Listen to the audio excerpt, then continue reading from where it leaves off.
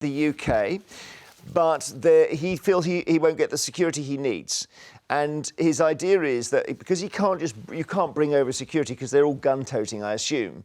So he says, can I have the Met Police guarding me and pay for it? Now, you'd think that would be OK, but it's caused a right old row here. So there we are, the Mail saying Met Police isn't for hire. What do you think, Kate?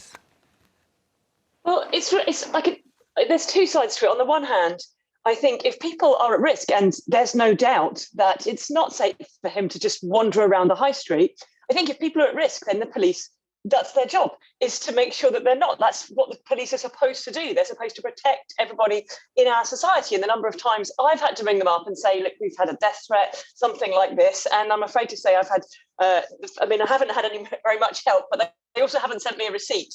So I think that we should have a police that can do that. And I don't think anybody should have to pay for it, actually, not even Prince Harry. But sadly, we're a very long way away from that. And the police are, we know, hugely underfunded and not particularly trained up to do some of these jobs. So I think it's good that he's offered, but I'm afraid, no, that's not really how it works. We really need, he should join our campaign to have a police force that is able to do these things and isn't stretched to its limit, and in many cases not really skilled up to do these jobs. Well, they need a lot of protection. They need six to eight people, I gather. The Star's got a different, the Star's really got it in for Harry, and they make a joke about the fact that he doesn't want publicity, but then again he does, so they call him His Royal Shyness, and they pretend they don't know who it is, and they blanked him out, and they say totally ordinary bloke who does totally ordinary things says he's extraordinary.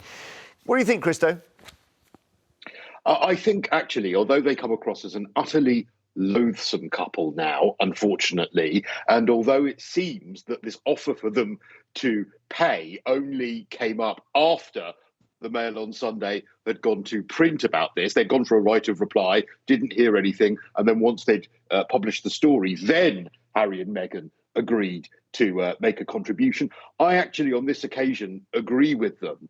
We cannot get away from the fact that he is the grandson of the Queen. It's the same story, unfortunately, when you look at the royal protection for the Duke of York as well, the second son of the Queen. That makes him, as with Harry, who served in Afghanistan, a target for terror groups, people who want to do the UK harm. Now, the cost of providing him that security, to me, outweighs any potential cost of allowing one of those groups to get that win of harming a direct descendant to Her Majesty the Queen. So we might not like it, but however much of a small life he wants to have, however much he wants to withdraw from public life, he is still the grandson of the Queen. And I think that means that when he's here, his protection should involve the UK security services who have access to the intelligence required so that he's kept safe. OK, but Kate's point, your point seems to be that you're not given the protection that you need, Kate, when you go shopping or something.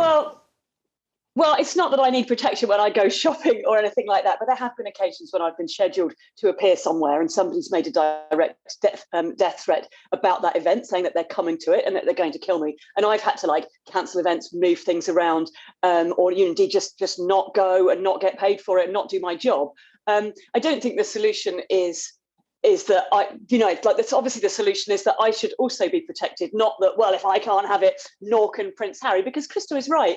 He is a public figure, and as such, whether he likes it or not, he is at risk. I mean, the same actually applies to, when Beyonce comes on tour to the UK, much as I'm sure she'd love to wander down to Waitrose, the fact is that if she's going to do so, somebody needs to keep an eye out, because she is inevitably at risk of being a target because she's such a well-known global figure. I suppose the answer... Ultimately, the police should be able to do that, but they are so underfunded, they can barely stretch to sort of doing a quick stroll around the streets and responding to the reports that they've had in, unfortunately. This seems to be about guns, really, isn't it? Because in the end, you can hire your own bouncers, but you can't have people wandering around who are privately armed. It's also to do with information. So if Harry had hired his own bodyguards, they wouldn't be able to be armed, and they wouldn't have the information that the Met would have. So I think Harry does actually have a point here, but I think we need to reach some sort of compromise. I don't think anyone's putting any logic to this. He's not asking for irrational things, and he's saying he's going to pay for it. So why can't we just allow his bodyguards to be armed, as long as they're trained, and to have access to the information. We can't have them toting guns anywhere in this country. I'm not saying toting guns. I'm not toting. No, I just think he's got to hire a rugby team and have 15 people unarmed, who would just, if he gets attacked, lift the person up and throw them in a river or something. I mean, it's not difficult, is it? I mean, I think it's more difficult than that. Well, I don't know about that.